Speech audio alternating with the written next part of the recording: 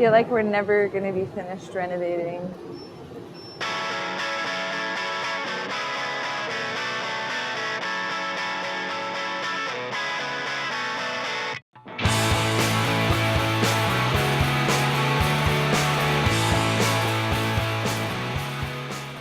So building up the studio has been difficult. It's taken a long time to go through the different steps of construction. And not only that, we also have to be like focused. It's very easy to get distracted.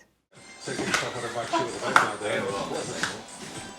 nothing more the same tonight. There's some fog overnight, which is often. And Obi-Wan is all like, bro, you can't be fucking chopping up kids. Yeah. I mean, that's another thing we need to do is paint this. From that. When we initially took over the space, it was mid-August, so we weren't really worried about the weather, the temperature.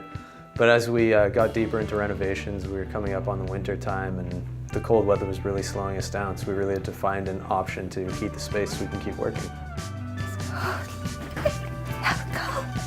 We'd been working in an unheated space for so long, so we grabbed a couple baseboard heaters, and our landlord Frank came to give us a hand with that.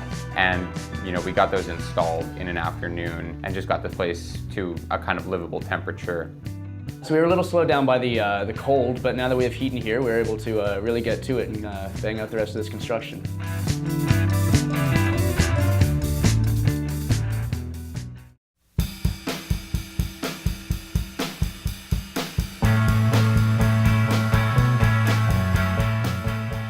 So we've hung our first layer of drywall in the control room here. And what I'm doing right now is adding some acoustical sealant between the second layer of drywall that we'll be putting up. Acoustical sealant helps in the same way, in a sense, as our resilient channel does. We have the mass of the drywall blocking a lot of the sound, but then those kind of absorptive materials between really kind of reduce the vibrations of the sound from traveling through the actual wall. Acoustical sealant never actually dries, and it creates a barrier between the two sheets of drywall, so that way one can vibrate and not pass the vibrations on into the second sheet. What are you drawing, Luke? Dicks.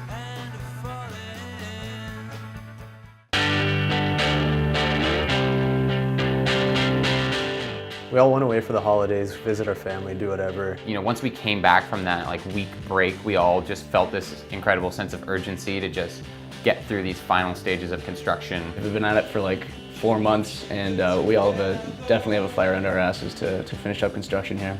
We kind of had a great idea of what we were going to do, who was going to do it. We kind of got to work right away. Having everybody kind of focusing on their own task really speeds up the process. And at this point, we just need to get this shit finished and get cracking on just finishing up the preliminary construction work.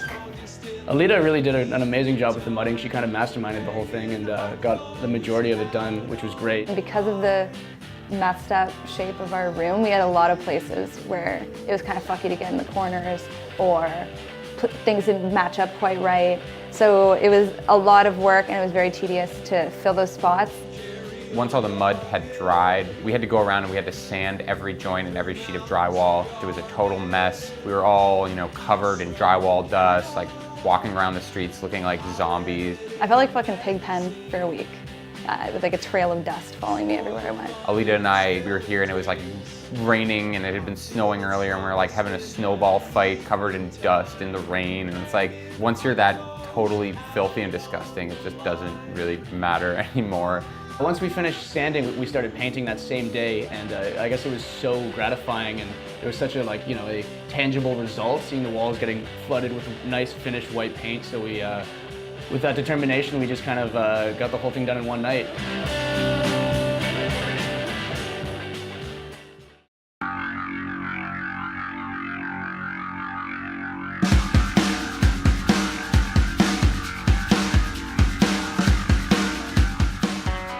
So one of the last things that we had to do at Coach House during the construction phase was install the flooring. We started our day over at Habitat for Humanity in the East End and picked up some half-price hardwood, which is really nice. Unfortunately, there was only enough to use in the control room. So we realized we had to fill the rest of the live floor with some sort of flooring solution. So we picked that up and then went to Home Depot to see what kind of laminate options there were. It was really expensive there, and it really wasn't nice. I hung back to do a second coat of paint in the space while the guys went on a fucking magical mystery tour to find laminate flooring for the rest of the live floor. And they were gone for like 3.5 hours. So we just checked on our phones, did some Google searches, and we found Lumber Liquidators up at Jane and Finch. So we drove up there and realized the Buick can't hold 600 square feet of laminate, so we rented a U-Haul.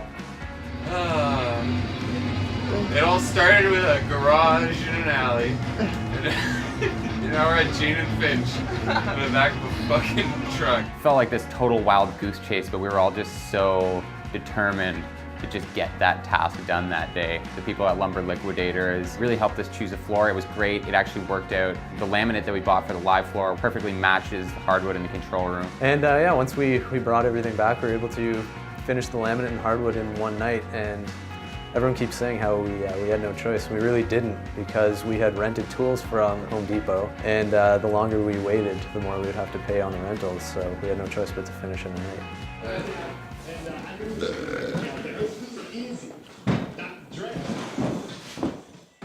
So after all-nighter of the floors being installed, we finally get to put in the control room window, and let me tell you, I think this is going to be a symbolic step for us. Definitely the transition between construction zone to studio space. We're finishing the trim, cleaning up the dust.